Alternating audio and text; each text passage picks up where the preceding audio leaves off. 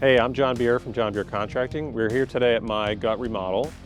One of the goals for this project was to create a habitable basement. In order to do that, we installed a BILCO StakWEL unit.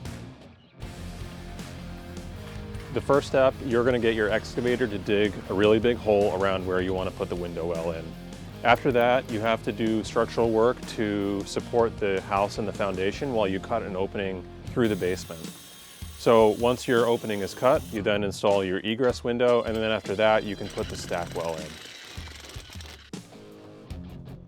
The window well provides a really important thing. In order to create a habitable space in a basement, you need two means of egress. Just like the name suggests, the units are stackable. So you start at the bottom of your hole and work 16 inches at a time, adding one more layer on top of the other till you hit grade height, you backfill, and then you're done.